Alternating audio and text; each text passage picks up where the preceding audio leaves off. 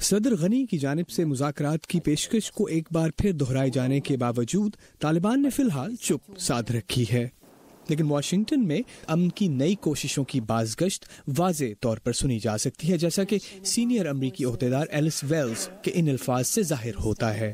اس تجویز کے سامنے آنے کے بعد میرے خیال میں ایسے اشارے مل رہے ہیں کہ طالبان اس پیشکش کا جائزہ لے رہے ہیں، اور ہم یقیناً یہ سمجھتے ہیں کہ اب وقت ہے کہ طالبان امن کے حوالے سے اپنا لاہ عمل واضح کریں۔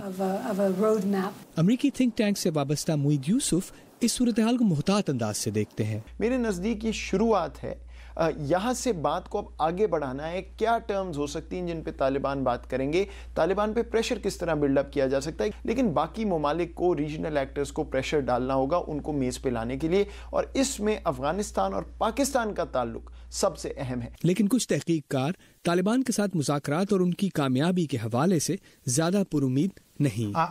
میرا نہیں خیال طالبان کے ساتھ امن مذاکرات اس وقت حقیقت پسندانہ بات ہے۔ وہ ماضی میں بھی امن قائم کرنے یا معاملات کا حل نکالنے پر آمادہ نہیں ہوئے، اور اب جب وہ زوراور ہیں اور سال 2001 کے بعد سے پہلی بار افغانستان کے بڑے علاقے پر قابض ہیں، تو ایسے میں مصالحت کے امکانات اور بھی کم ہیں۔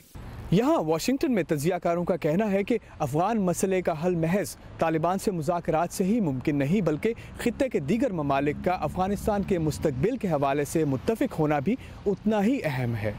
پاکستان اور امریکہ افغانستان کو کس طرح دیکھنا چاہتے ہیں، اس پہ کبھی بات نہیں ہوتی جب تک ان چیزوں پہ فیصلہ نہیں ہوگا کہ کیا ایسی شکل ہے افغانستان کی جن پہ ان کی کنورجنس ہے، تب تک وہ اسٹریٹجک چینجز نہیں آئیں گی جو دونوں سائڈز چاہ رہی ہیں۔ تجزیہ کار اس جانب بھی توجہ دلاتے ہیں کہ مسئلے کے حل کے لیے افغانستان کے اندر سرگرم مختلف سیاسی دھڑوں کے درمیان مصالحت کے فارمولے پر اتفاق نہ ہونے کی صورت میں بھی معاملات حل ہونے کے بجائے مزید کشیدہ ہوں گے۔